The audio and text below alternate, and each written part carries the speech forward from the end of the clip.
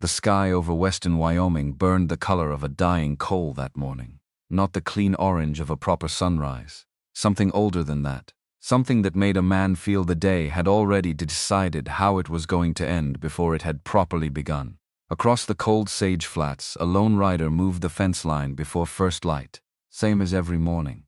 Same as every morning for 4 years. The land around him was his. Every post, every wire, every acre of frozen ground. He had built it all with his own hands, and he had nothing left to build it for. Then his horse slowed, ears forward.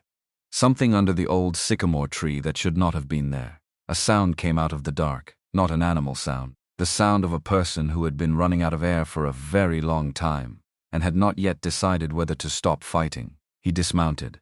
That single decision was about to cost the most powerful men in Carbon County everything they had spent years, assuming no one would ever take from them. The sky over Carbon County did not bother with beauty that morning. It came up the color of old ash, gray pressing down on gray, the kind of sky that had already decided how the day would end before a single man had pulled on his boots. Grant Holt had been riding since before the dark fully lifted, not because the fence needed it. Because the alternative was lying in that bed under the quilt Clara had stitched square by square across 3 winters, staring at the ceiling until his chest got so heavy he couldn't pull a clean breath. So he rode. He rode in the dark, and he rode in the gray, and he let the cold work through his canvas coat and settle into his bones where it belonged, where it had been settling for 4 years now, familiar enough that he'd stopped noticing the weight of it, the way a man stops noticing the weight of his own name. Buck moved steady underneath him. 14 hands of solid bay quarter horse, built for work and not for looks. The kind of animal that didn't spook at shadows and didn't need managing. Grant had bought him the spring before Clara got sick, and sometimes he thought Buck was the only living thing on the Holt property that didn't carry some echo of her in it. Everything else did. The kitchen window at a certain angle in the afternoon light.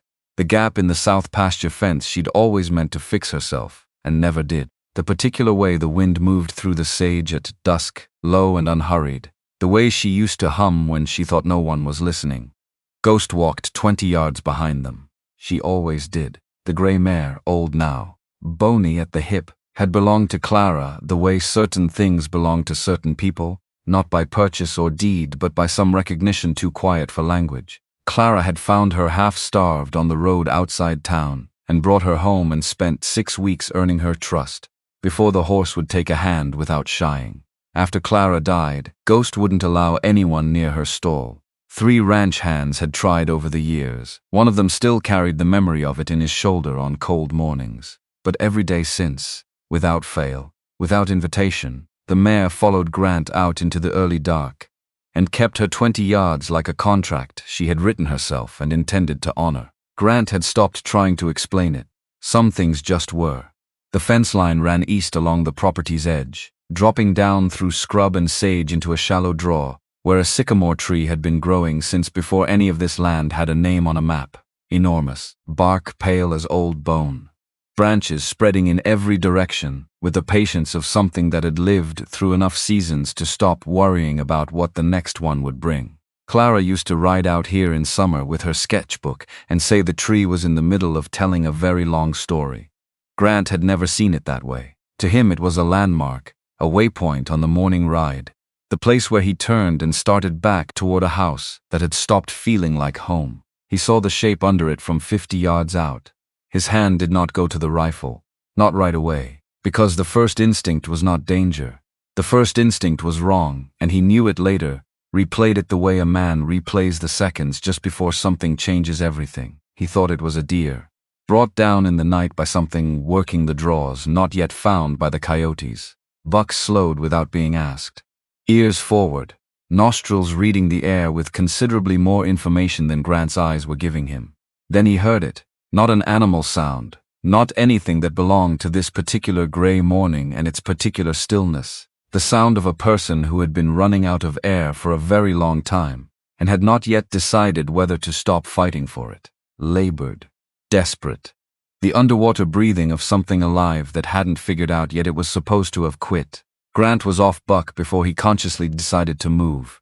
His boots hit the hard-packed earth too loud in the quiet. He crossed toward the shape with his full attention and none of his certainty. The way a man moves when he already knows the answer is going to be worse than the question. The smell reached him before his eyes made full sense of what he was seeing. Old blood. Sweat pushed past every limit the body knew how to set.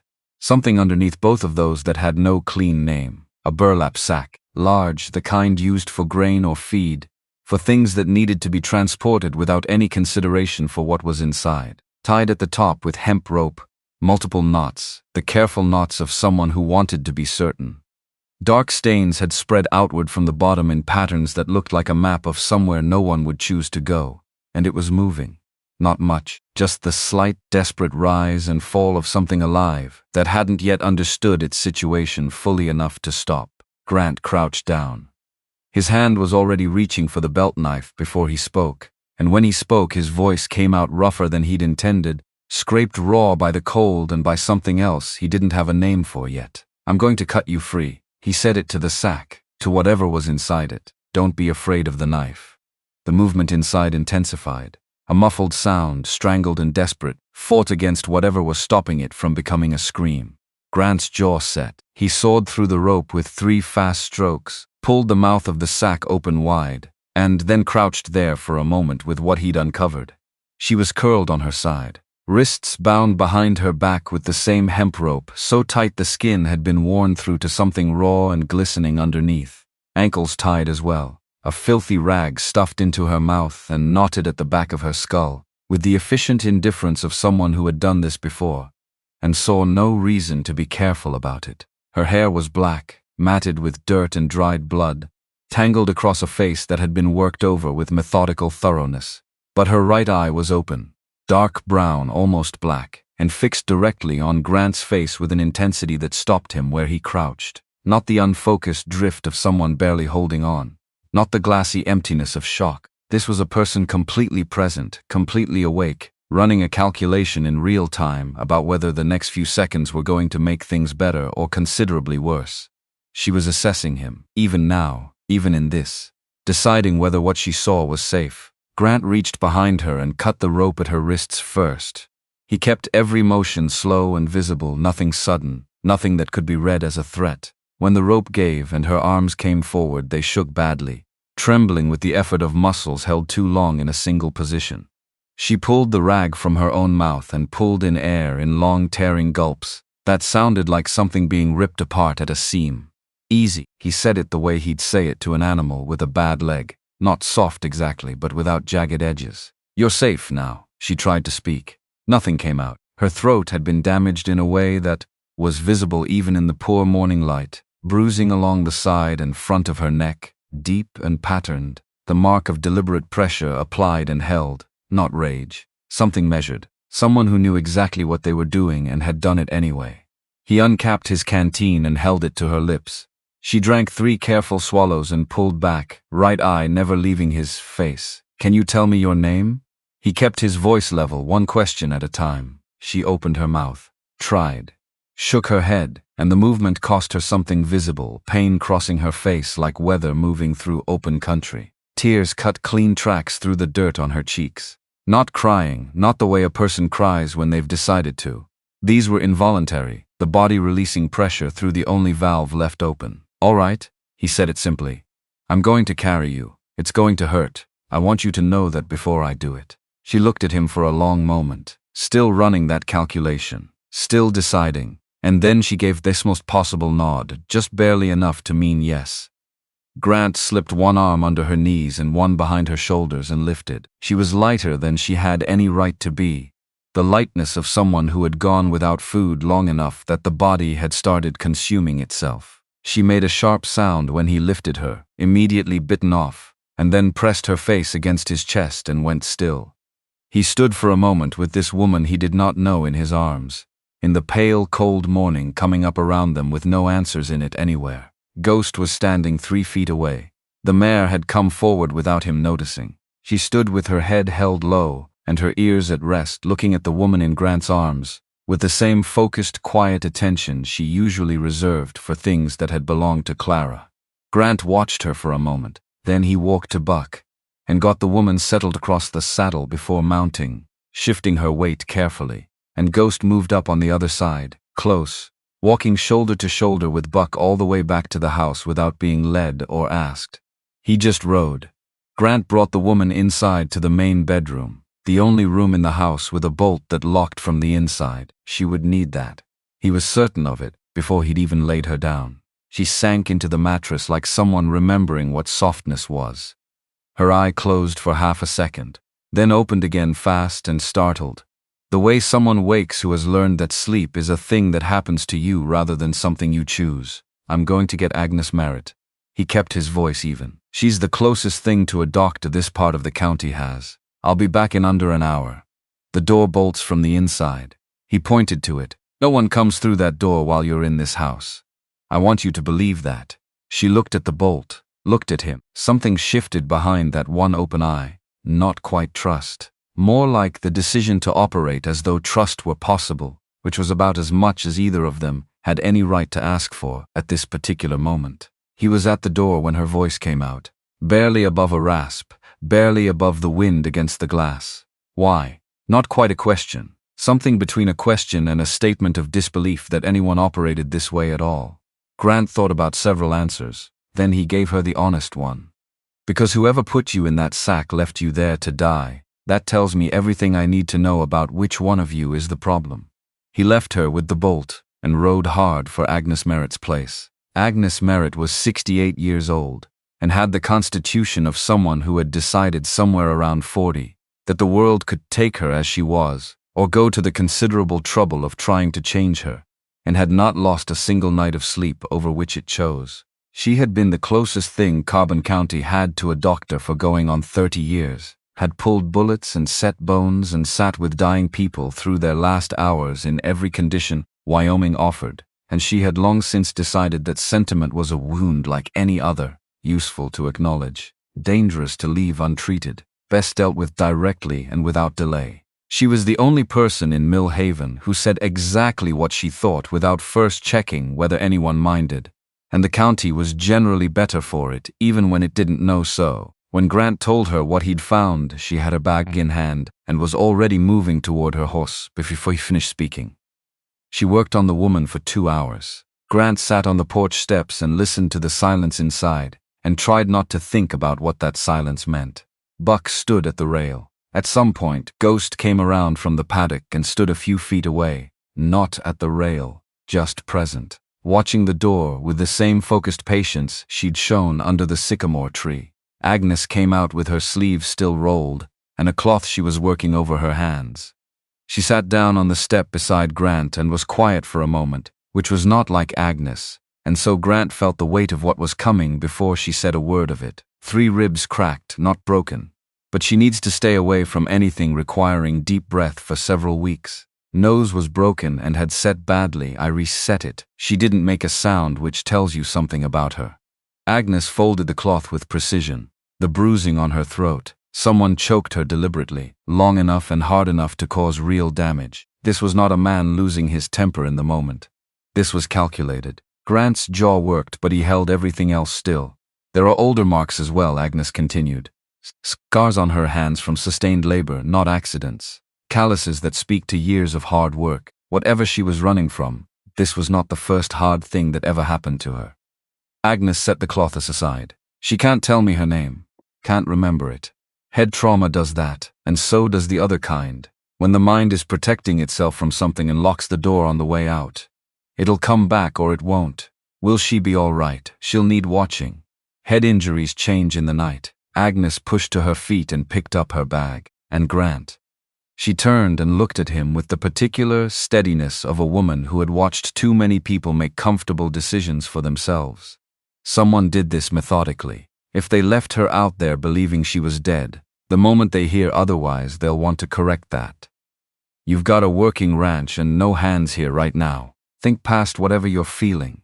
He was thinking past it. That was the exact problem. He was thinking all the way through the anger, to what it meant that someone had beaten a woman with that degree of care and left her close enough to his property line that he'd almost certainly find her in the morning. Not anger, intention. Agnes was halfway down the front path when the gate opened. Wallace Drummond rode in on his sorrel gelding, dressed well, wearing the expression of a man performing concern he had not troubled himself to actually feel. He was the wealthiest man in Mill Haven, which in a settlement this size meant he owned the general store, the feed supply, and held a share in the mill operation that served 3 surrounding counties. He came to church every Sunday with the visibility of a man who needed people to see him there. Grant had known him 8 years and had never found a specific reason to distrust him, had never been able to point to a moment that produced the instinct. The instinct was simply present, the way certain dogs decide about certain people before there is any visible evidence to justify the decision. Drummond pulled up and was already speaking before Grant had reached the fence. "Terrible business, Holt, truly terrible. I just wanted to come by and check on things. Make sure you were all right out here." His eyes moved across the house while his mouth moved, the slow inventory of a buyer examining livestock before making an offer. "The woman you found, I understand she's not been able to identify herself?" Agnes had stopped on the path. She was watching Drummond with her arms at her sides and her face doing nothing in particular, which was the face Agnes made when she was filing something away. That was the question Drummond had ridden out to ask. Not is she alive, not what can I do. Whether she had said anything yet. Grant looked at him the way he looked at fence line when something felt wrong but he couldn't locate the break. "She needs rest. That's all I know right now." Drummond nodded several times, the nodding of a man performing concern he didn't feel. Of course. Well, you know where to find me if you need anything at all, Holt. Anything." He turned his horse toward town, and in the last moment before the road curved and took him from view, his eyes went to the window of the main bedroom. Grant stood at the fence and watched him go. Agnes came to stand beside him. She said nothing for a moment, then he knew which window to look at. Grant looked at her. "He's never been inside your house," Agnes said. "The main bedroom faces the east. He rode in from the west. He'd have to already know the layout to look at the right window." She picked up her bag again. "I'm going to have a word with Pete Sully at the post office on my way back through town. Drummond sent a telegram this morning before he came out here. I want to know who he sent it to." She rode out before Grant could respond, which was generally how Agnes operated when she had decided on a course of action. Grant went back inside. The woman was awake, propped slightly on the pillow Agnes had arranged, looking at the window with an expression he couldn't easily categorize. Not vacant, not frightened exactly, more like a person conducting a very slow inventory of what remained standing after a fire has gone through. She heard him come in and her head turned, and the assessment was still running in that dark eye, still working through its calculation. He pulled the chair from the corner and sat a few feet from the bed, in her sightline, with enough space between them that she controlled it. "Agnes, reset your nose," he said. Something moved at the corner of her mouth. Not quite a smile. The ghost of the reflex, at least. "I've had practice." Every word was costing her something, but she was spending them anyway. "You can't remember your name?" "No." A pause while she reached for something. "There are pieces. A building. A smell like smoke and old wood and something colder underneath both of those. A man's name." She pressed her hand lightly to her throat. Not the bruised place. Just the side of her neck, as though listening for something. "Daniel. And someone asking me the same question over and over. Where are the ledgers?" "What ledgers?" "I don't know." The frustration was real, raw at the edges. "I can feel that I know.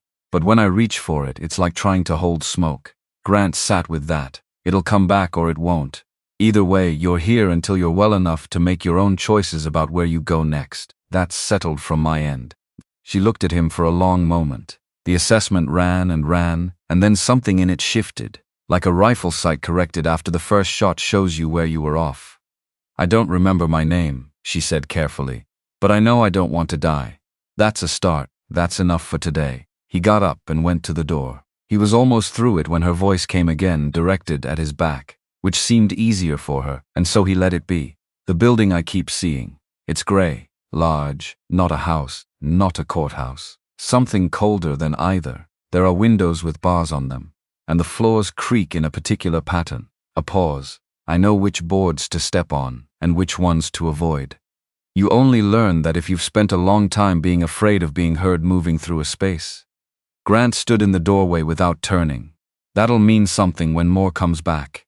I think it's already starting to." He went out and closed the door softly behind him. By mid-morning the word had moved through Millhaven the way word always moved through a town that size, which was to say immediately and inaccurately in equal measure.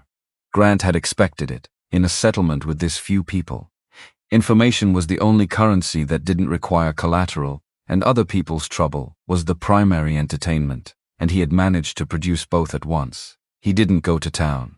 The town found its way to him, the way it always did. He was at the paddock fence checking the water level in the near trough, when he heard the second set of hooves on the road. These came faster than Drummond had, with more purpose, and slowed at the gate with the deliberateness of official business. Sheriff Owen Tate rode in front. A careful man, mostly good, 11 years behind the badge in Millhaven. He believed in the rule of law the way some men believed in scripture, as an absolute that occasionally required interpretation but was never to be questioned at its foundation. The man beside him was someone Grant didn't know. Late 40s, an expensive vest, a brass badge on his lapel catching what little light the overcast morning was willing to offer. Tate lifted his hand in the gesture that meant he came without hostility. "Grant, need a word. I'm listening." Grant did not move toward them. "This is Marshal Ray Cobb, out of Laramie." Cobb nodded. He had the face of a man who had spent years learning to arrange his expressions for maximum effect. Friendly enough, concerned enough, the precisely maintained performance of someone who had discovered long ago that trustworthiness was something you projected, rather than something you simply were. "Mr. Holt, I appreciate your time." Cobb's voice was easy, practiced easy. "I'm investigating an incident at a facility called Harrow House, approximately 12 miles northwest of here. Fire about 3 weeks back. 2 people died in that blaze." A calculated pause. "We have reason to believe a woman named Ruth Kane fled the scene shortly before or after the fire started. Person of interest in connection with those deaths. I understand you may have found a woman matching her description." Grant let the silence hold for a moment before answering. He was looking at Cobb the way he'd looked at Drummond at the gate that morning. The same careful audit what of was being said against what was happening in the space around the saying of it. The way Cobb said, "fled the scene." The way he said "may have found," with the quality of someone who already knew and was working to make it sound like uncertainty. "I found a woman beaten badly enough that I couldn't have told you her age when I pulled her out of a burlap sack someone left on my property," Grant said. "That's what I can tell you." Cobb arranged his expression into something appropriately troubled. "That's deeply concerning, Mr. Holt, and I understand your instinct here. But if this is Ruth Kane, she's connected to serious harm. 2 people are dead." "She can't tell me her name," Grant said. "Head injury, memory loss." He watched Cobb's face carefully as he said it, and he caught it. The fraction of a second before Cobb's expression reassembled itself, something shifted in the man's face the way a held breath shifts a chest before the air releases. Relief, fast, disciplined, driven back behind the professional surface almost before it arrived, but real. In the fraction of a second between the words landing and Cobb's expression reassembling itself, there was relief, fast, disciplined, hidden, but real, and completely wrong. A man worried about his suspect's ability to testify does not feel relief when he hears the witness can't remember anything. A man trying to recover evidence does not want the person carrying that evidence to have had her mind swept clean. Relief was the one response that made no sense if Cobb was what the badge said he was. It was also the response Grant had just watched move across Cobb's face before the man could stop it. Grant ran that calculation in approximately 2 seconds. When it finished, what remained was the cold clarity of a man looking at something that is not what it is presenting itself to be. "When she's well enough, the sheriff will have access," Grant said. "Tonight I need her resting." "Good evening, Marshal." He set the words down the way you set something down when you are finished with it. No hostility, no invitation to continue, just done. Cobb looked at him for a long moment. Tate's expression was harder to read, something working behind it that wasn't comfortable for him. The look of a man doing what the paperwork required, while his own judgment was saying something else in a room just off to the side. They rode out. Grant stood where he was until the sound of their horses faded and the morning settled back around the property. Then he stood there a while longer, looking at the road that went toward town, thinking about the shape of what he'd just seen. Cobb had known exactly where to come. He had gotten to Millhaven inside 24 hours of Grant finding the woman. which was the kind of fast that required someone to have sent word the same day she was found. And the only person who had come to Grant's gate that same day, asking specifically whether she had said anything yet, asking in the wrong order with the wrong questions, was Wallace Drummond. Agnes had gone to ask Pete Sully about the telegram. Grant went back inside. That evening, after the sun had dropped behind the ridge and taken the temperature with it, Grant was at the kitchen table, with a cup of coffee, gone cold, when he heard the woman moving through the house. Not panicked, not fleeing. The careful testing steps of someone who had not been on their feet in 2 days and was finding out what her legs still remembered how to do. He stayed where he was and let her navigate. She appeared in the kitchen doorway, with one bandaged hand gripping the frame, wearing the spare shirt Agnes had brought over. She took in the room, took in Grant at the table, and her face did what it had been doing since he cut the rope on that sack, running its quiet and constant audit of every available piece of information. She crossed to the stove without asking, felt the cast iron for heat, found the pot Agnes had left, poured herself something that was no longer particularly coffee, and sat across from him with both hands wrapped around the cup. They sat in silence for a while. Outside, the wind moved through the sage. The horses in the near paddock were quiet. Somewhere up on the ridge, a coyote said something to the doc that the doc didn't bother answering. "There's a way you said something earlier," she began finally, her voice slightly better but still damaged, each word still costing something, about knowing what it looks like when someone has been made to feel like being alone is what they deserve. You know that from yourself, not a question. An observation made by someone who had been paying close attention. Grant looked at the table, at the grain of the wood, and at the place where one board met the next in a join that was slightly off, one of his early attempts at furniture, from before he'd learned to account for the difference between working stone and working wood. Clara had put a candle on that spot deliberately to cover it. After she died, he'd moved the candle and left the imperfect join visible because he wasn't certain why, but he knew he needed to. "My wife died 4 years ago," he said. "Complications after the birth. Agnes was 12 miles away at another property, couldn't get here in time. I was alone in the room with her." He stopped. There are things you don't describe to other people, not because you can't find the words, but because the words that come out aren't the same as what was in the room, and the gap between those two things is worse than the silence. She didn't offer condolences. He was grateful for that in a way he couldn't have explained to anyone who hadn't spent 4 years receiving them. She simply sat with what he'd said, and then said, "You stayed. There was nowhere else I wanted to be. Was it the place or was it her?" The question landed without judgment, with the genuine curiosity of someone who had been moving through the world fast and alone long enough that other people's specific choices had become things worth understanding carefully. Grant thought about it honestly. "I couldn't leave because I believed that if I left, I'd lose the last place she'd been.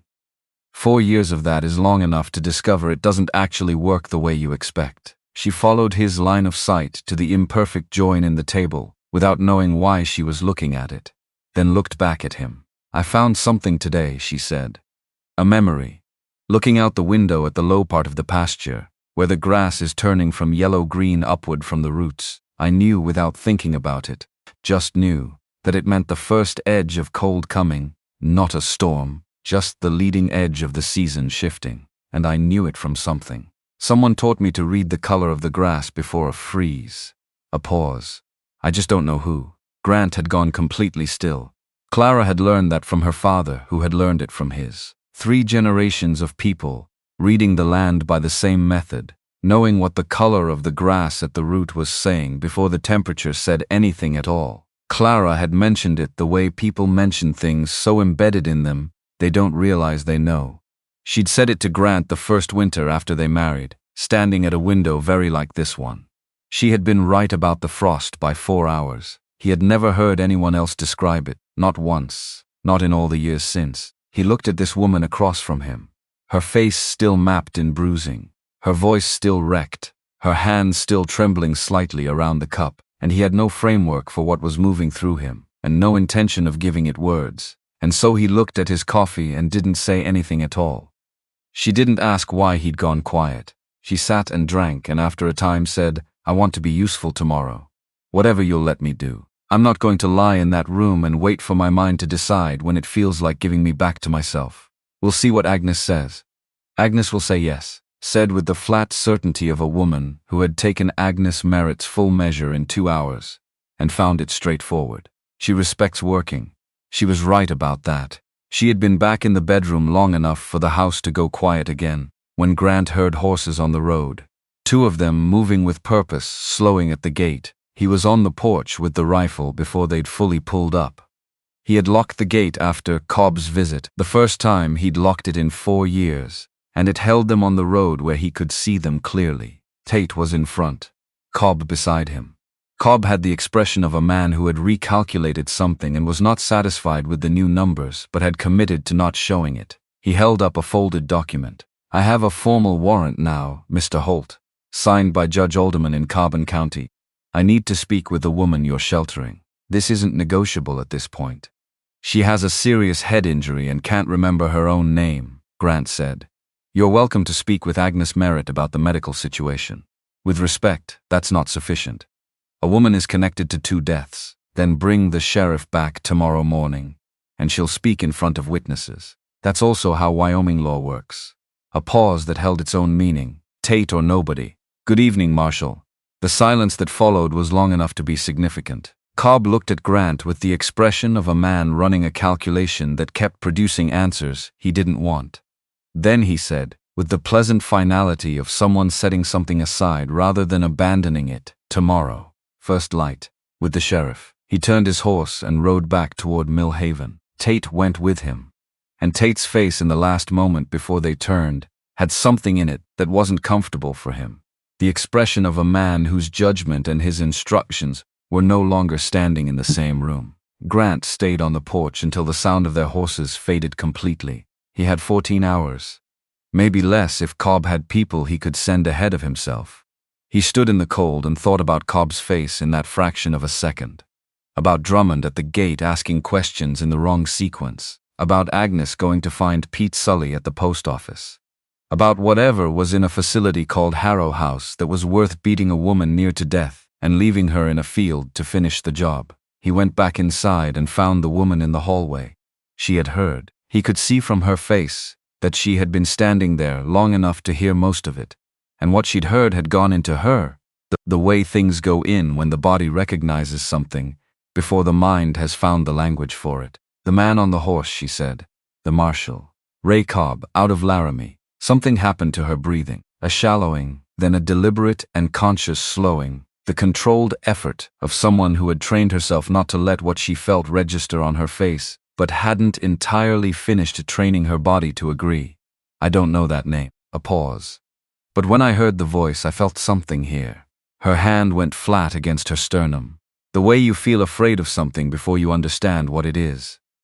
When I told him you couldn't remember anything, Grant said, he was relieved. She looked up at him. A man hunting a fugitive to face charges doesn't feel relieved when he hears his witness can't testify, Grant said. That's the wrong reaction. It was the one reaction that made no sense if he is what the badge says he is. She was quiet for a long moment. The coyote on the ridge made its announcement to the dark again. Something in the middle distance answered it this time. Ghost moved in the paddock, making the low sound she made at night. Not distress. Just presence. The steady announcement that she was still there and still paying attention. The ledgers, she said finally. Whatever they are, whatever I did with them, that's what this is about. She pressed her fingers harder against her sternum. I took them. I know I took them. I can feel that I did the way you feel something your hands have done, even when you can't recall the doing of it.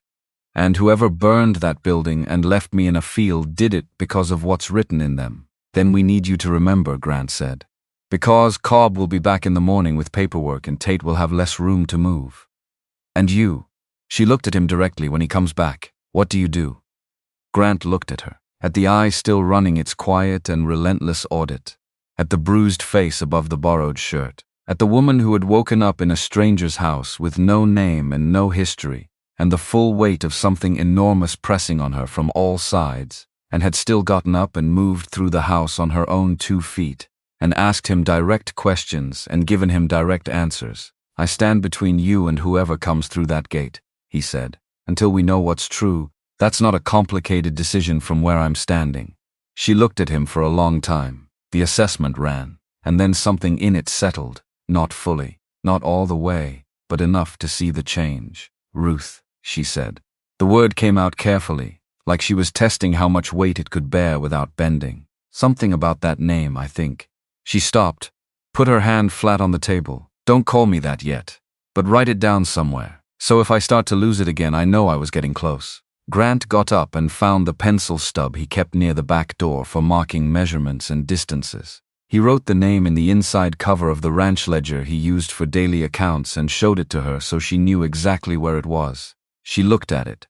Ruth Kane. 2 words on the inside cover of a working man's ledger, surrounded by feed costs and fence lengths, and the small, ordinary arithmetic of keeping a piece of land running. I'm going back to sleep, she said. Door bolts from the inside. Same as before. She turned and went down the hallway, and a few moments later he heard the bolt slide home. He sat back down at the table and picked up the cold coffee and set it down again. Outside, Ghost moved in the paddock. Grant listened to her hooves on the frozen ground, patient and steady, a horse walking her circles in the dark, the way certain creatures do when they have decided something is worth keeping watch over and have no intention of stopping. He reached across the table and set the pencil back in its place by the wall. Ruth, maybe. They would see.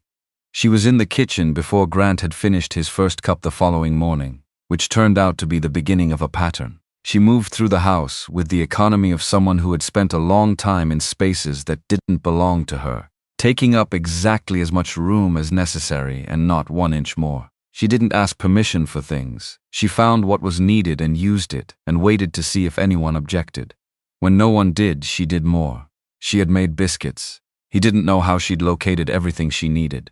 She just had. She put them on the table with the matter-of-fact efficiency of someone completing a task rather than performing a gesture, sat across from him, and they ate, without talking about anything that mattered, which was its own kind of conversation between 2 people who had both learned that words cost something and should be spent accordingly. Tell me about the people who come to Drummond's store, she said finally. Not looking up from her coffee, Grant thought about it. Everyone. It's the only general store within 15 miles.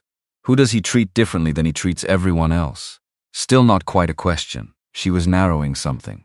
Cobb, Grant said. She looked up then. Both eyes were open now, the left still swollen but less so, the bruising working its slow way toward colors the body could eventually reabsorb. They knew each other before Cobb rode in. She set down her cup. Drummond sent him word the same day you found me, before he even came to your gate. Then Drummond knew what I was carrying before I was found, which means someone at Harrow House told him, which means he was connected to it directly, not just as a recipient. Grant watched her work through it. The way she moved through information was the same way she moved through the house. No wasted steps, no circling back, a straight line from what she had to what it implied. What was Harrow House, he said. She was quiet for a moment, both hands wrapped around the cup. Then she began. On the 3rd morning after Grant had found her, Ruth sat across from him at the kitchen table and told him what she could remember about Harrow House. The memories had been coming back in a specific order, and she had started to understand the logic of that order. The body gave back what the mind could stand to know, and it gave it back slowly, testing each piece against what she could carry before releasing the next one. First the physical details, then the people, then, carefully, in fragments, the events. Harrow House had started as an honest idea. Ruth knew that much without needing the memories to tell her. Somebody, somewhere, at some point had looked at what the frontier did to people who outlasted everyone who might have cared about them, and had thought there should be a place, a roof, a table with food on it, walls that held the cold out. The frontier produced broken-down men and stranded women in quantities that would have staggered a census taker, and someone had seen the need and tried to answer it. What they built instead was a mechanism. The memories had been coming back in a specific order, and Ruth had started to understand the logic of that order. The body gave back what the mind could stand to know, and it gave it back slowly, testing each piece against what she could carry before receiving the next one. First the physical details, which boards in which hallways, where the locks were, and which ones had begun to stick. The smell of the place in the morning, before the cook fires got going, wood smoke, and something older underneath it, the accumulated cold of a building that had never quite been warm enough. Then the people, names attaching to faces gradually, the way a photograph develops in a dark room, details emerging from gray into something recognizable. Then, carefully, in pieces, the events themselves. She told Grant what she could in the order it was available to her. Harrow House sat 12 miles northwest of Mill Haven, on a section of land that had passed through several owners before settling with the woman who ran it, a Mrs. Harkin, whose first name Ruth had never learned because Mrs. Harkin was not the kind of person whose first name was ever offered or requested. Harkin was efficient. That was the word that kept surfacing. Not competent, not skilled, not even particularly intelligent, just efficient, in the way that certain machines are efficient, moving through their function, without friction or doubt. She ran the facility with the precision of someone who had learned to treat human beings as entries in a column. Food costs, heating costs, labor costs. The mathematics of keeping people alive at the minimum necessary expense, while extracting every particle of social standing available to someone known for caring for the unfortunate. Ruth had come to it 19 months ago. She had answered an advertisement in a paper calling for an administrator with bookkeeping experience, and she had those skills, had acquired them the hard way across years of keeping accounts for people who considered her labor a form of repayment for shelter. She knew how to manage money. She knew how to make herself useful without making herself visible. She knew how to live in a space that didn't belong to her and ask nothing that wasn't already being offered. Those were, it turned out, exactly the qualifications Harkin wanted. The books were wrong within Ruth's first month. Not obviously wrong, not the wrong of carelessness or ignorance, but the particular wrong of someone who knew exactly what they were doing, and had made the single fatal error of underestimating the person hired to keep the records. Money came in that matched nothing in the facility's official accounts. Small amounts, regular, from names that appeared nowhere in Harrow House's correspondence. And certain residents periodically were recorded as having left, transferred to family, the ledger said, or moved to other arrangements. But there were no transfer documents, no forwarding addresses, no signatures from receiving parties. Just a name and then a blank where the name had been. Grant's hands had gone flat on the table while she talked. Still, the way hands go still when a man is working very hard to keep himself in one place. 41 names over 4 years. Ruth said the number plainly, without softening it, because it didn't deserve softening. 41 residents of Harrow House recorded as departed, none with complete documentation, most with none at all, each corresponding to a payment received outside the facility's official accounting. And coded in the margins of the supplementary records, she had found the buyers. Initials and location abbreviations, a shorthand she had not understood at first, and had spent the better part of 3 months working out. Some of the residents had been sold for labor, to ranching operations that needed bodies willing to work without asking questions about wages, to mining concerns where the foreman wasn't particular about where his crew came from, or whether they'd agreed to the arrangement. People who needed workers and preferred not to examine too closely why those workers had no one to complain to. Some of the residents had been sold for other reasons, to people who wanted someone in their household who had no family to go looking for them, who would stay, who had nowhere else to go and knew it. The kitchen was completely quiet.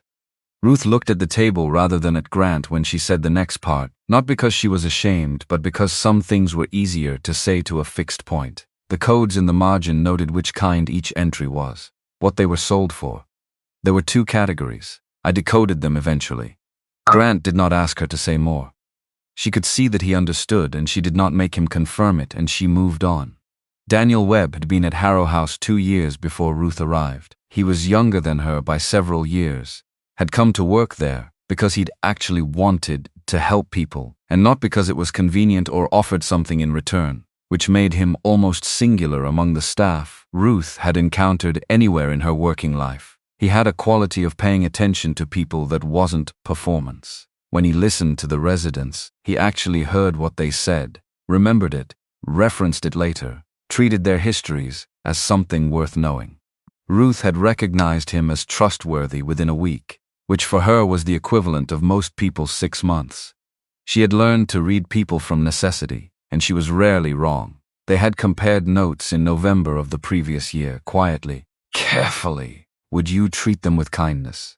In the kind of cautious fragments that two people exchange when they both know what they're getting close to, but haven't yet confirmed they're getting close to it together. What Daniel had found from the resident's side, and what Ruth had found in the accounts, held against each other, formed a shape that couldn't be explained by anything honest. They had spent another 2 months building a picture, careful enough to take somewhere. They needed the main ledger, the one Harkin kept locked in her office, to have the full accounting of names and amounts and buyers, the record that would make the codes in the supplementary books readable to anyone with authority to act on them. The plan had seemed sound in the making of it. They had gone over it twice, then a third time, looking for the place where it could go wrong.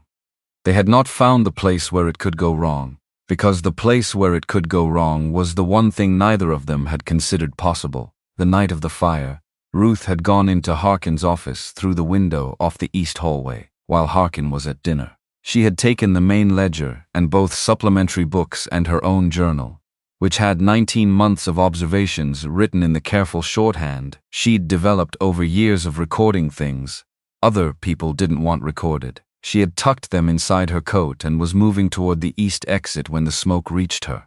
Not from inside, from outside, from multiple directions simultaneously. The particular even spread of fire set at several points to ensure that no direction offered a clear path. Not an accident, not a lamp knocked over, not a cook fire left unattended. Someone had walked the perimeter of that building with the deliberate purpose, and set it burning at the corners where the walls were driest. Daniel had gone to wake the residents. That was his part of the plan. Get them moving, get them toward the exits, meet Ruth at the east door, go together to Tate's office in Mill Haven with enough evidence to end it. The plan had been good. What the plan had not accounted for was that someone had barred the east and west side doors from the outside. Not the main entrance. Just the side doors. The ones the residents would use. The ones Daniel was leading people toward when he discovered they wouldn't open. Ruth had found the south window, the one on the ground floor near the kitchen with the broken latch that Harkin had never repaired because there was no financial incentive to repair it. She had gone through it into the cold and was running across the dark ground, with the books pressed against her ribs when the hands came out of the dark. She didn't know how many. She had thought 2, possibly 3. They had known which window she would come through, which window had a broken latch, which direction she'd run. Watching, planning, waiting. They had asked her the same question, over and over, with decreasing patience and increasing physical emphasis, and she had not told them, because by then she had already hidden the books. Somewhere between the burning building and the field where they caught her, she had had the presence of mind to stop and conceal what she was carrying. That specific sequence of events, where she had gone and what she had done, remained behind whatever door her mind had closed when it was protecting her from the rest of it. Daniel had not come out of the building. 2 people had died, Daniel Webb and a woman named Grace who worked the kitchen and had been trying to help move residents toward exits that no longer opened. 2 people, because of boards nailed across door frames from the outside while the building burned. Ruth said it without theater and without apology. They didn't die because of what I did. They died because someone barred those doors. I need you to understand that I know the difference between those 2 things. Grant looked at her steadily. I know the difference. She accepted that with a nod and moved on, because she had been carrying the correct shape of those events alone for long enough that having someone else simply confirm the shape of them, without argument or revision, was sufficient. She didn't need more than that. She had learned not to need more than what was being offered. Agnes arrived at mid-morning with her bag and Pete Sully riding behind her. Pete Sully was 20 years old and worked the postal counter at Mill Haven's single combined post and telegraph office, and he had the look of a person who had rehearsed what he was about to say many times on the ride over, and was doing it anyway, despite the visible discomfort of doing it, which Grant recognized as a particular kind of courage that didn't get named often enough. Pete stayed at the gate turning his hat in both hands until Grant came down to him. Pete had sent the telegram. That was his job, and he'd done it. What he hadn't mentioned to anyone, what he hadn't known how to mention, until Agnes had asked him directly with the patient precision of a woman who understood that the useful detail was almost always the one people didn't think to volunteer, was the second address. Not just Marshal Cobb's name at the federal office in Laramie, a second name on the same telegram, sent simultaneously at Drummond's request, and at Drummond's additional expense. Harlan Voss, Casper. Mr. Drummond paid the extra rate to send it to both at once, Pete said, his voice holding steady with the effort of it, and he asked me not to log it in the outgoing register. Said it was private correspondence. Grant waited. We're required to log everything. Pete met his eyes. He knows that. Grant put a hand briefly on the younger man's shoulder. He told him to relay everything to Agnes and then ride back to town and not mention the conversation to anyone. Pete nodded, visibly relieved and visibly frightened in roughly equal measure, and turned his horse for Mill Haven. Inside, Agnes was changing the dressings on Ruth's wrists. She worked with the efficiency she brought to everything. Clean and quick, and without ceremony, while Ruth sat on the edge of the bed and watched her own hands with the particular attention of someone examining evidence about a person they were still in the process of knowing. When Grant told them both about the second telegraph address, Agnes continued working without a pause in her rhythm. Ruth went still. Harlan Voss. She said the name in the testing way she'd said Ruth, rolling it to see if it opened anything. There was a man who came to Harrow House twice while I was there. He never spoke to the residents, never spoke to anyone on the staff. He went directly to Harkin's office each time. Stayed perhaps an hour and left without conversation. She looked at Grant. I wrote a description of him in my journal. The journal I always kept in my inside coat pocket. Agnes's hands paused for one fraction of a second, then continued. The journal that is currently wherever you hid those ledgers. Yes, then remembering where you hid them, Agnes said, folding a strip of clean linen with the same precision she applied to everything, has become considerably more urgent. The memory was close. Ruth knew it was close the way you know a word is waiting when it won't come. Present but just beyond reach, hovering at the edge of access. She had been working at it for days with the deliberate patience of someone picking a lock rather than breaking a door. She had made progress in the form of pieces, individual moments without the connective tissue that would make them a continuous sequence. She remembered running, the weight of the books inside her coat pressing against her side. She remembered the grass under her feet, its specific dry crunch, and then the texture changing beneath her boots as she crossed from one kind of ground to another. She remembered the sound of a bell, very faint, coming from a specific direction, and thinking that, if there was a bell, there was a church, and if there was a church, there were people. Which direction? Grant's voice was level, careful, not pushing, just placing a coordinate. East, immediate, certain, east and slightly north. I was running toward it. Grant was quiet for a moment. Outside, the wind had picked up and was doing something to the top of the ridge that made it moan in a low register. If you were at Harrow House and running east, you'd come through the old draw and out onto the county road, about 2 miles from the church in Mill Haven. He thought about the landscape the way a man thinks about land he's ridden over for years. The details absorbed without intention. There's a cemetery on that road. Small one, old-timers mostly. People who came into this territory in the 60s and 70s before the town was anything worth naming. Ruth pressed her fingers flat against her sternum, the gesture he had come to recognize as the one she used when something was trying to surface against the resistance of whatever door her mind had put up. Stones, she said. Flat ones. She pressed harder. I stopped running. I stopped and I knelt down next to something, and I put something underneath it. Something heavy. There's a marked grave at the east end of that cemetery, Grant said, and he said it quietly, the way you say something when you're not certain of the ground underneath it. Jacob Crane. Died 1878. Biggest headstone in the lot by a considerable margin, sandstone, close to 3 feet across. He was the man who originally staked the land claim the cemetery sits on. Ruth looked at him without blinking. Agnes set down the strip of linen she'd been folding and looked at both of them the way she looked at a wound she'd already diagnosed. The decision made, waiting only for the patient to stop arguing with the obvious. Then she left in the manner she always left, directly and without extended ceremony, the door closing behind her and her horse's hooves on the hard ground fading south. That afternoon, Grant found Ruth in the barn. She was standing beside Ghost with one hand on the mare's neck, not doing anything that required doing urgently. Just standing with her palm against the gray coat, and her eyes not focused on anything visible. Ghost had her head low and her eyes soft, the posture of an animal that had made a decision about a person and was at rest in the certainty of it. She likes you, Grant said. Ruth kept her hand where it was. She doesn't know me. She decides fast. Always has. Either a person is all right or they're not, and she knows it inside half a minute. Clara said it was the most reliable gauge she'd ever seen.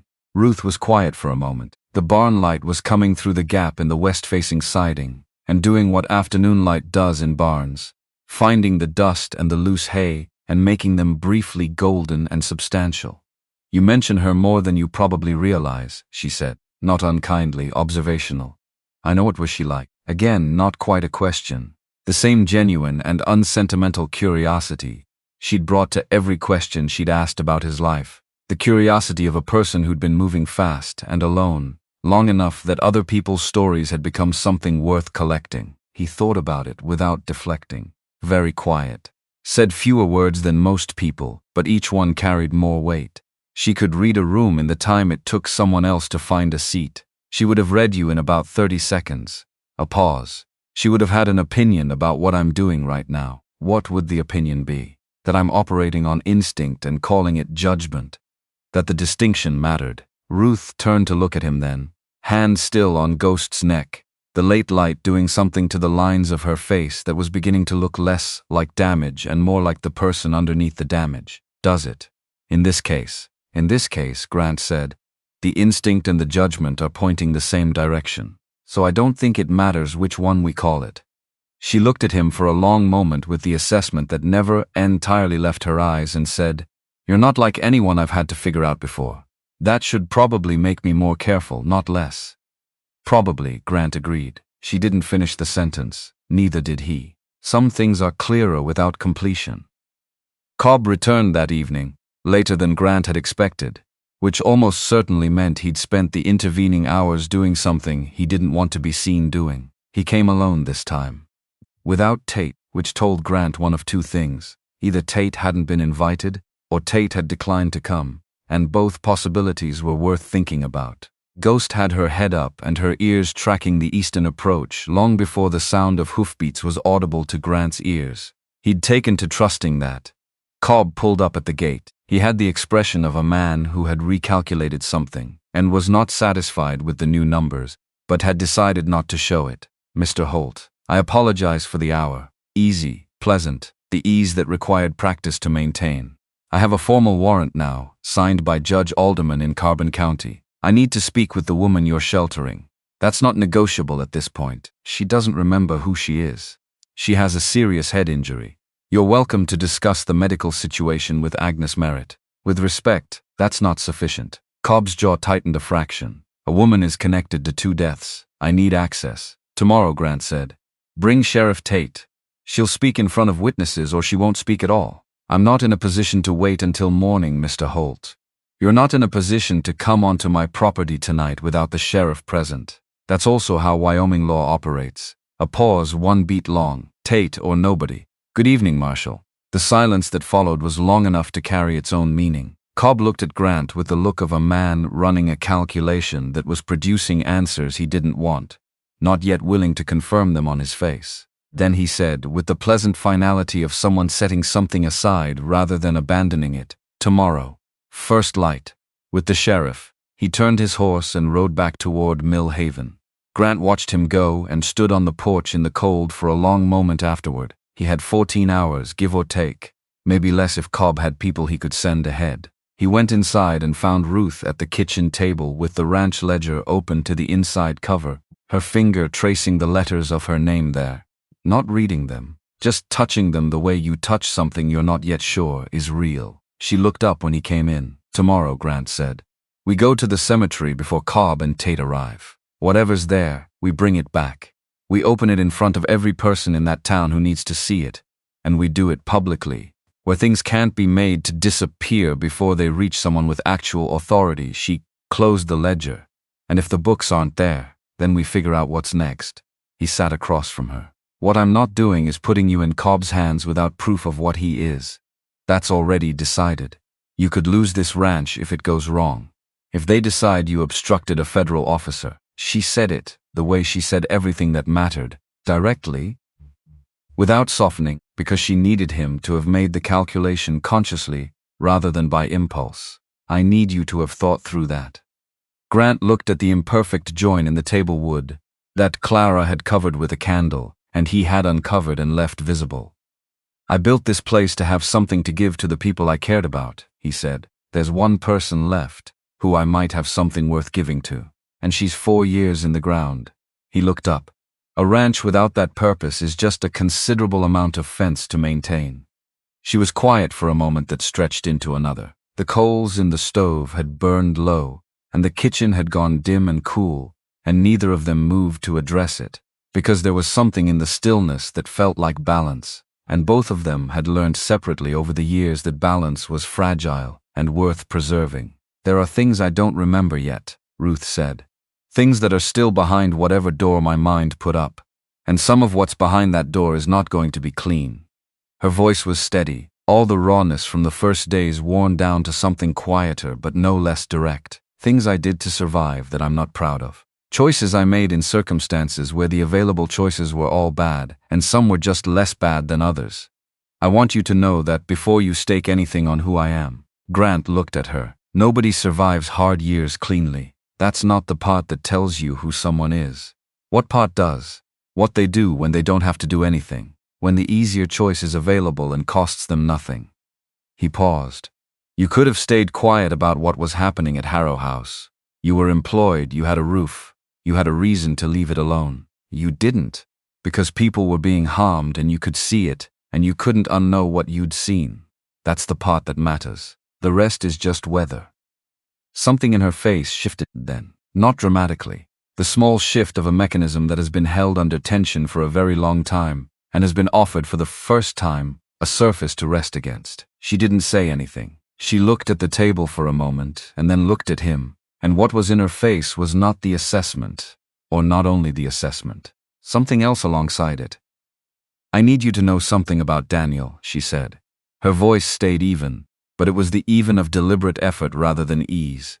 He was the first person in my adult life who spoke to me as though what I thought had weight, as though I was a person with a functioning mind and not simply a set of useful capabilities. She stopped, pressed her palm flat to the table. When he came to me with what he'd found, when he asked whether I'd noticed the same things, the reason I said yes instead of going quiet was partly him, not just the rightness of it, him specifically. She kept her eyes on her hand against the wood.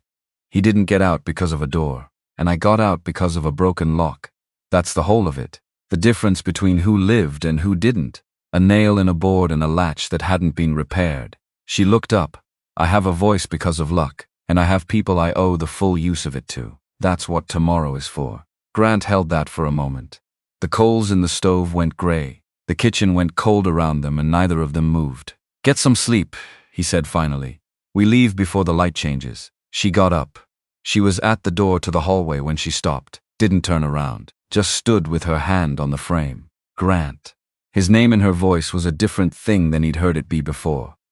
Not a question, not a request.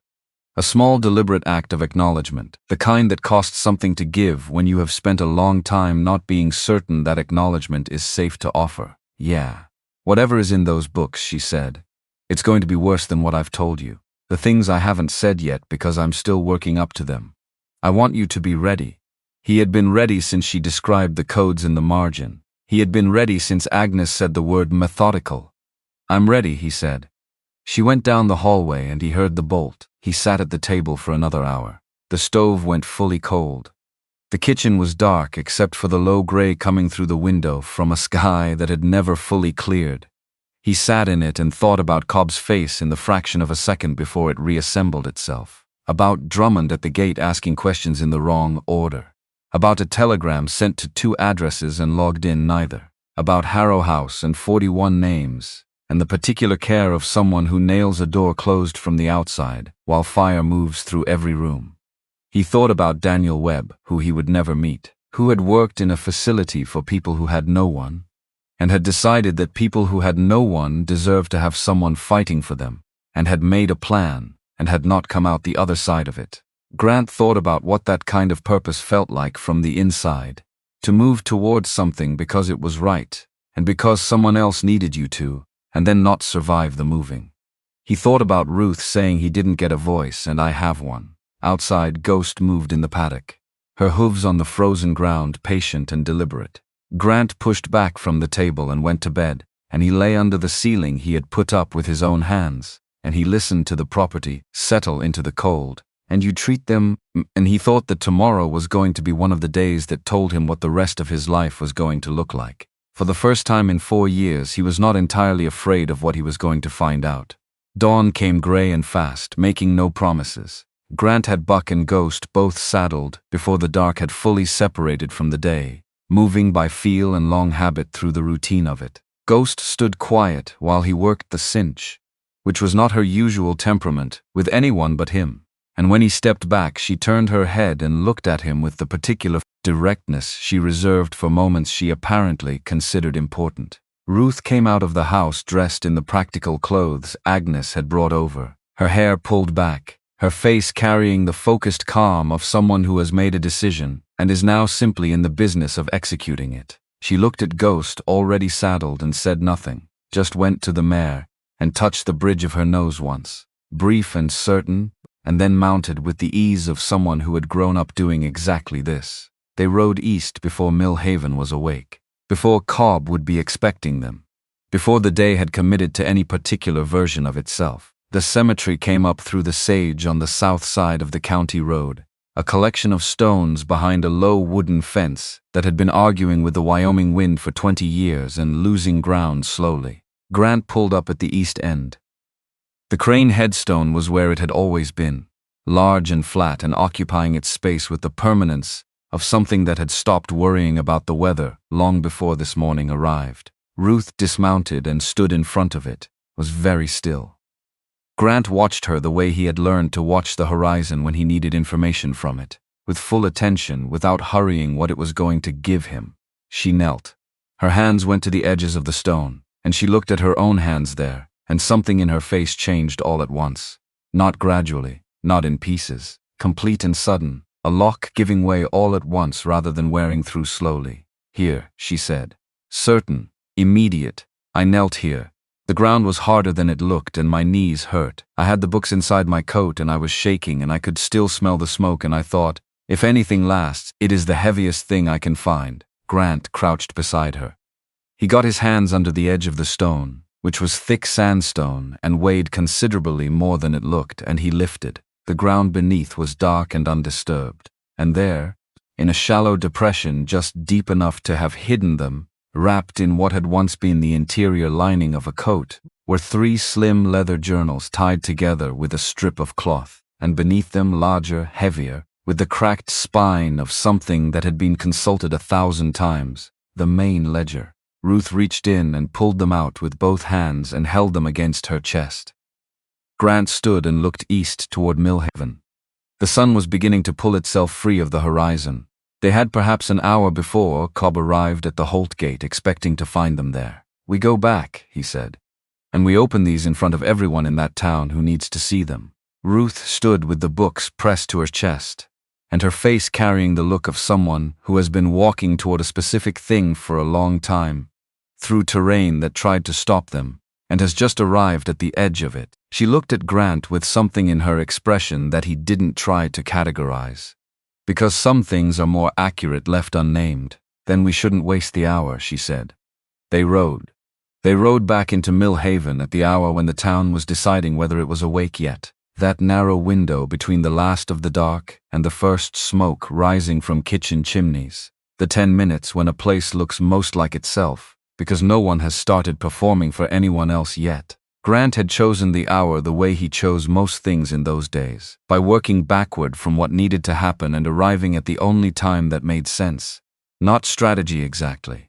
Necessity wearing the shape of strategy. Ruth rode Ghost with the ledgers wrapped inside her coat, one arm crossing her midsection to hold them in place. She had not spoken on the ride back, neither had Grant. There was nothing to say that wasn't better said in front of the people who needed to hear it, and both of them understood this, without discussing it, which had become one of the reliable facts about the two of them, this particular efficiency of understanding. They went directly to Agnes Merritt's house on the north end of the main street. Agnes was already on her porch when they pulled up, which meant she had been watching the eastern road and had seen them coming from far enough out to have had time to calculate what the shape of Ruth's arm across her midsection meant. Agnes looked at that arm, and her face did the thing it did when a calculation she'd been running came out the way she expected. Not satisfaction exactly, more the specific alertness of a person who knows the next several minutes are going to matter. Grant told her what they needed: witnesses, Tate, anyone Agnes trusted to stand in a room and look at evidence without it disappearing before it reached someone with the authority to act on it. Agnes went back inside and returned in 15 minutes. Behind her came Sheriff Owen Tate, who had the look of a man who had dressed in a hurry and was still working out exactly what he had agreed to come for. And behind Tate came Sam Rourke and Cal Rourke from the mill, the two brothers who shared between them a collective reputation as the most straightforwardly honest people in Carbon County, the kind of men who would tell you something true when you didn't ask for it and consider the telling a courtesy. They went inside. Agnes lit 2 additional lamps. Grant stood near the door. Ruth set the ledgers on Agnes's kitchen table and unwrapped them from her coat with the careful deliberateness of someone performing an action that cannot be undone and has already made peace with that before beginning. She placed them on the table and stood back and let the room look at them. Tate looked at the books, then at Ruth.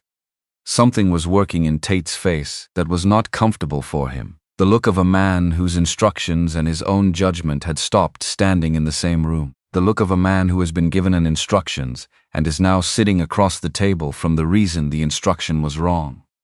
These came from Harrow House, he said, the main financial ledger and 2 supplementary records. Ruth's voice had continued to improve across the weeks since Grant had found her.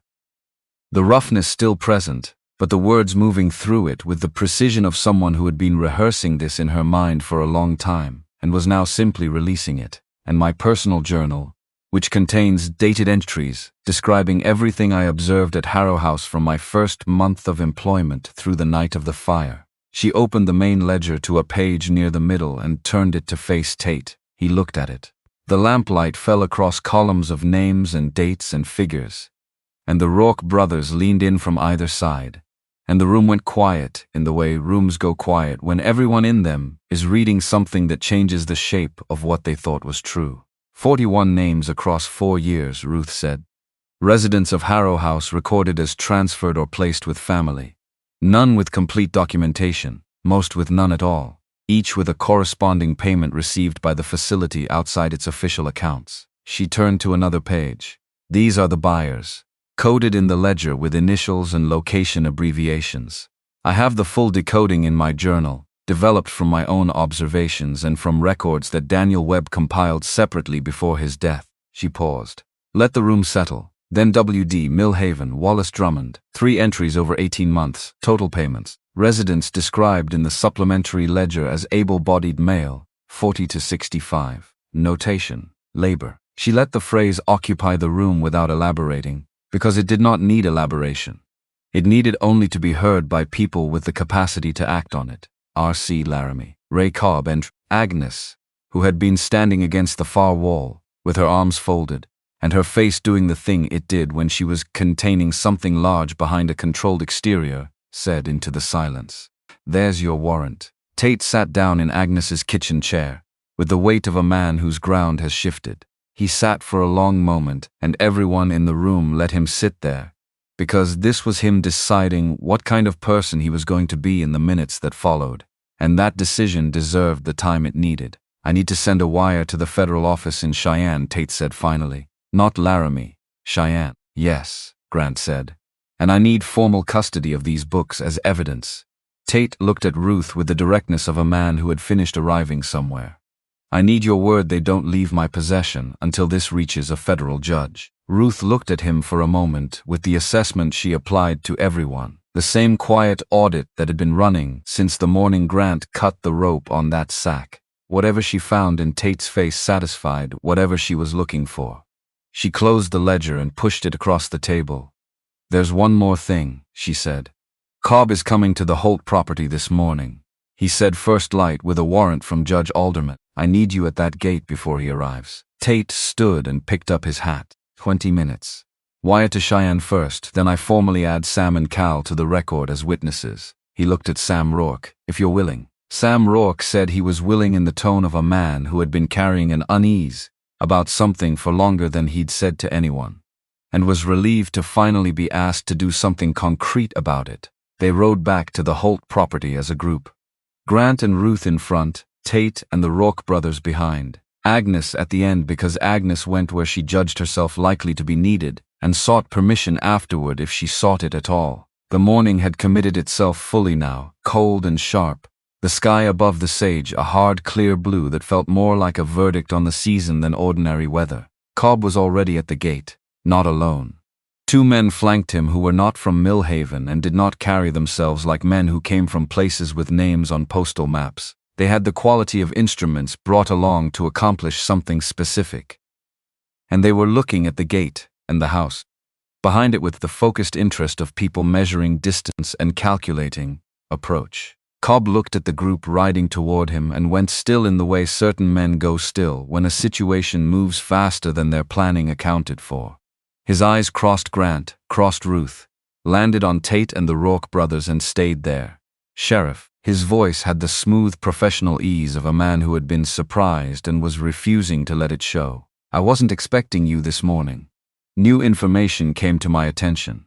Tate stopped his horse at the gate and looked at Cobb with the steadiness of a man who has made a decision and is simply on the other side of it now. I've sent a wire to the federal office in Cheyenne regarding your activities in connection with Harrow House. Pending their response, I'm not in a position to allow you to remove anyone from this county. Roy, I have a warrant signed by Judge Alderman. Judge Alderman's relationship with certain financial interests in Carbon County is also something the Cheyenne office is going to want to examine, Tate said. Based on evidence I've reviewed in the past hour, evidence that includes your name 4 times. The two men on either side of Cobb shifted. Small adjustments, the kind that come before larger ones. Grant's hand was at his side, not on the rifle yet, but present, positioned without deliberate instruction by a body that had been reading physical situations long enough it below the level of conscious thought. Ruth moved Ghost 2 steps forward. She placed the mare between Grant and the gate, putting herself directly in Cobb's sight line, and she sat the horse with the posture of a woman who had decided that the time for managing her own visibility had ended. You barred the doors. She said it without raising her voice, and in the cold morning air the words carried to every person at that gate with complete clarity. At Harrow House, the east and west side exits, you had them barred from outside while people were still inside and the building was burning. 2 people died because of those bars. She held Cobb's gaze across the distance of the gate. I would like you to look at Sheriff Tate and tell him in front of the Rourke brothers and Agnes Merritt that what I have just said is false. Cobb looked at her. The performance he had been maintaining, the careful arrangement of concern and authority and reasonableness, slipped at the edges for one visible moment. The way a mask shifts when the person behind it moves wrong, then it reassembled itself, and he said with the evenness of a man who had occupied difficult rooms before, "These are serious allegations from a woman under federal investigation for 2 deaths. The investigation is the allegation," Ruth said. "The books are the evidence, and the books have your name in them 4 times, with dates and amounts and descriptions of what was purchased, and I will repeat every entry in front of any judge in Wyoming who is not also in those pages." One of Cobb's men moved his hand. Grant had the rifle across the saddle before the hand completed its motion. Not aimed, not yet. Simply present, the statement of it doing the work that pointing would have done. Sam Rourke had moved left without a signal. The scattergun that had been at his saddle all morning was now in both hands. Cal had gone right. Hands, Tate said. One word, the entire meaning of it. Cobb looked at the rifle, looked at the Rourke brothers, looked at Tate's face, which had the quality of a man past the point where the situation could be talked sideways, and Cobb had made a long career of talking situations sideways and understood, with the clarity of a professional recognizing the end of a professional moment, that he had used up all the available materials. He raised his hands with the controlled precision of a man who believed there was still a future available to him from which to reference this moment. That belief was going to require considerable revision. Tate formally added the Rourke brothers to the record, out loud, with Ruth and Agnes as witnesses. because he had decided that everything he did from this moment forward would be done in a manner capable of surviving any scrutiny at any level. He had made errors in this matter, and he was not going to allow procedural shortcuts to become additional ones. Cobb and his men were taken toward town. Grant watched them go until the sound of Tate's horses faded into the cold distance, and the morning settled back around the property. The clarity he had been operating under since the previous evening was still present, and he let it run until it finished, and then he let it go, and what moved in behind it was something quieter, and without a name he could locate. Ruth dismounted beside him. Ghost dropped her head and stood with her ears at rest, the posture of an animal that has been paying close attention to something for a long time and has now determined that the thing no longer requires it. "It's not finished," Ruth said. Not a warning, a fact delivered the way she delivered all facts, without softening and without theater. Cobb has people in Laramie, Harlan Voss in Casper. The books are evidence, but evidence needs to survive the people who want it not to. Tate is careful, Grant said. Tate was late. She looked toward town. He got there, that matters, but the reason he got there was Agnes asking the right question of the right person at the right moment. Systems that depend on one Agnes Merritt being in exactly the right place at exactly the right time are not systems. They're luck wearing the costume of one. Grant thought about that for a moment. What do you need? She turned and looked at him directly. A trial. Public. A judge from outside Cobb County. The testimony entered into the official record. Somewhere it cannot be quietly misplaced, and I need to be present for it. Alive and present and able to say Daniel's name out loud in a room full of people who have the authority to make his death mean something. You'll be both, Grant said. You say that like the outcome is already decided. I say it like I intend to make it true. Those aren't the same thing, and I know the difference. Something moved at the corner of her mouth. Not the ghost of an expression this time. The full thing, arrived at through whatever it had taken to get there, and it changed her face the way light through a window changes a room when it hits at exactly the right angle. Agnes departed the way she always departed, directly and without extended ceremony, gripping Ruth's arm once on her way past, firm and brief, the Agnes Merritt equivalent of a formal declaration. The trial took 6 weeks to arrange. Federal judge named Amos Pratt came down from Cheyenne, a man with the face of someone who had seen every variety of human dishonesty and had not been made cynical by it but had been made thorough, which was more useful in a courtroom. The federal office in Cheyenne sent 2 men who did not know anyone in Laramie socially, which was the specific qualification that mattered and which Tate had specified in his wire. Cobb's 2 men talked within the first week, separately, without knowing the other had, which produced 2 accounts that corroborated Ruth's testimony in ways that could not be explained by coordination. That was how real evidence worked when it was real. It converged without being arranged. Drummond's lawyer spent 2 weeks on procedure and a third arguing that the initials in the ledger could belong to any number of people in the territory with those letters. Judge Pratt heard this argument with the patience of a man who has encountered every variation of it and has a schedule to keep. What broke the case open was not legal argument. 3 former residents of Harrow House, still alive, had been located through the painstaking work of running the ledger entries backward through buyer notations to locations. They were brought to Mill Haven by the federal men. They were not in good health. 2 of them were old in the way that sustained hard use makes people old before their time. They testified from chairs because standing for the required duration was beyond them. And they testified with the specific unhurried detail of people for whom these events were not abstract and had never been. Names, dates, what they were told would happen and what actually happened.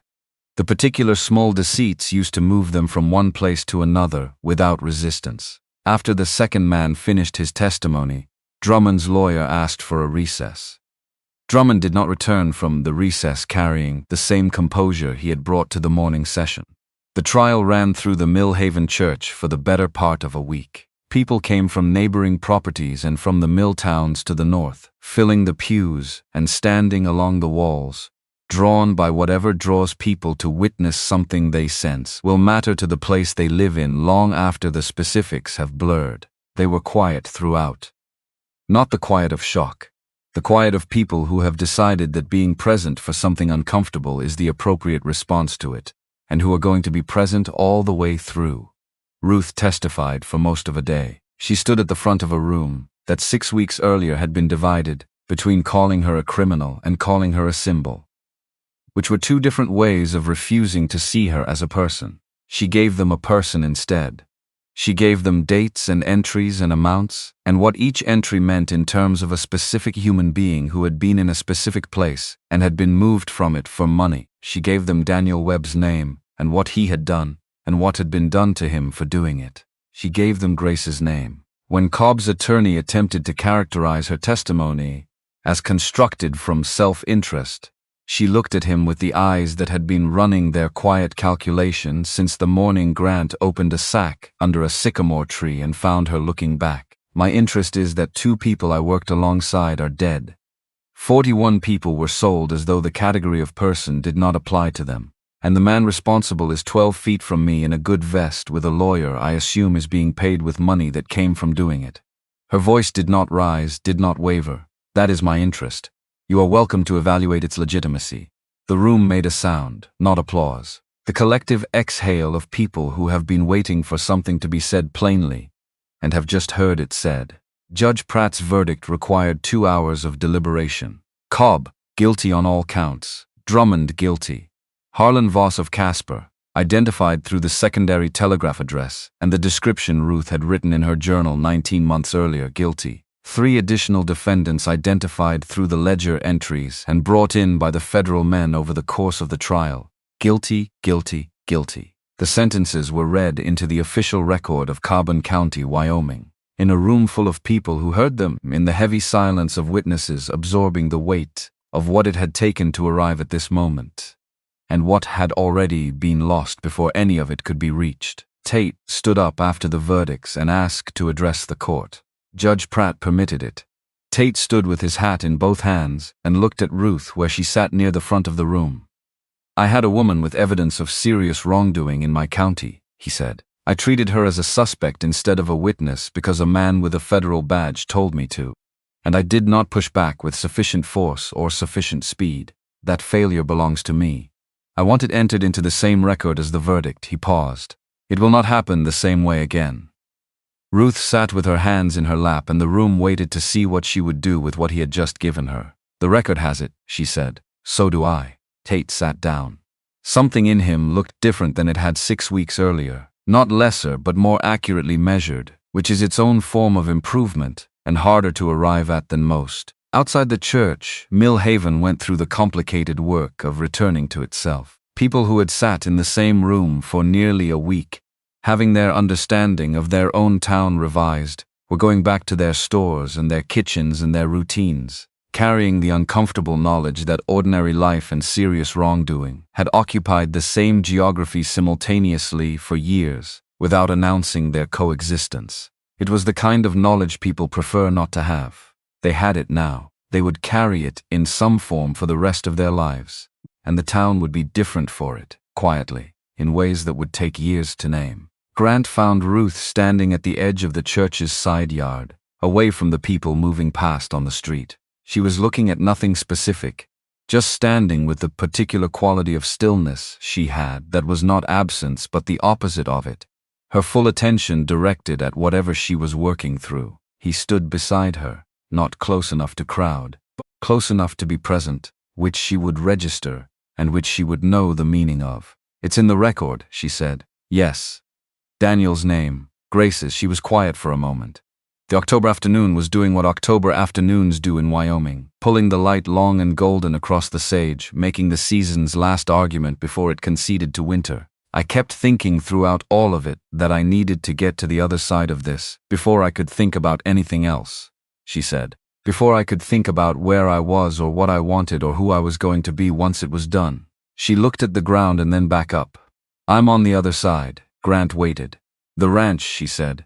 I want to say something about it directly. He let her find the pace of it. I know what it looks like when a person stays somewhere because they have no other options. I know what that feels like from the inside. I spent years in a situation in the eastern part of this country, knowing every morning that I was there because the cost of leaving was higher than the cost of staying. She held his gaze without the assessment in it, or rather with the assessment settled. The way a question looks different once it's been answered. I'm not staying at the Holt Ranch because I have nowhere else. I'm staying because it's where I want to be. Those are different things, and I need you to know I know the difference. Grant looked at her, at the woman who had come to him, without a name, and had turned out to have more of herself, intact, than either of them had initially known what to do with. Who had stood in front of a room full of strangers, and given them accuracy when they wanted spectacle. Who had led them all to a cemetery at dawn, and found what she'd hidden in the dark. Who had said Daniel's name in a full courtroom, with the voice of someone who had decided that some debts can only be paid in exactly this way. Ghost would be difficult about it, he said. If you left, what arrived on her face then was not a version of a smile or an approach to one. It was the complete thing, reached through everything it had taken to get there, and it changed her face. And it was the first time her face had looked entirely like her own. Nothing held back, nothing managed. The horse has opinions, she said. The horse is usually right. They were married in the Millhaven church 6 weeks after the trial, in late November, with the first real snow coming down outside, and the stove at the front of the building working hard against the cold. Agnes Merritt stood as witness. Tate stood beside Ruth in the aisle, a role he had not been asked to fill, but had simply positioned himself to fill, which Ruth accepted without comment because that was what it was. A man doing a small concrete thing in the direction of a larger debt he knew he could never fully settle. The circuit preacher who came through Millhaven every 6 weeks performed the ceremony with the practical faith of a man who had married people in every condition. Wyoming offered and understood that what mattered was the truth of what was being said, not the grandeur of the setting containing it. Grant had not prepared what he was going to say. Preparation would have produced something correct rather than something true, and this moment had no use for correct. He looked at Ruth in the dress Agnes had arranged, her hair pinned back, the scars on her wrists visible below the cuffs because she did not hide them, and he said what was actually in him. I spent 4 years on this ranch keeping everything running and nothing growing, not because I didn't know how. Because growing something requires believing there is a reason to. I found you under a tree on a cold morning and brought you home, because it was the only thing that made sense to do, and everything after that, everything you did and said and chose and fought for, reminded me what a reason looks like. He stopped. Let it sit. I don't have an eloquent way to say the rest of it. I'll spend whatever time I have showing you instead. Ruth looked at him across the small cold distance between them in that church with the snow falling outside. When she spoke, she used the voice she used when she meant every word, with the full weight of her attention behind it. I have not trusted easily or often, she said. I was given good reasons not to. You gave me a different kind of reason, and I'm not going to use small words for a large thing. So I'll say it plainly. I choose this. I choose you. I'll keep choosing it every morning the way you kept riding that fence line. Not because anyone requires it, but because it's what I want to do with the day. The preacher said the words that made it official, and Grant kissed his wife in the Millhaven church while the snow came down outside, and Agnes Merritt did not cry. She stood straight and her face held something large behind it, the way a river holds itself behind a good dam. Everything present, nothing escaping, the structure doing exactly what it was built to do. Winter settled over the Holt Ranch with the unhurried authority of Wyoming winters, cold and thorough and without apology. The work contracted to what the season required, close and constant, the kind of labor that fills the hours as with its own logic and leaves no room for the kind of circular thinking that had occupied Grant's nights for 4 years. Ruth learned the rhythms of it the way she learned most things, through patient observation, an unactive at us of asking what a situation actually required rather than what it appeared to require. She was good at that. She had always been good at that. It was one of the survival skills that had simply become part of how she moved through the world. She was at the kitchen table one morning in January when she told him. The snow had been coming down since before light, soft and uncommitted, the kind that makes no promises about how long it intends to keep at it. Grant had come in from the morning check on the horses and was hanging his coat when she said it without looking up from her coffee.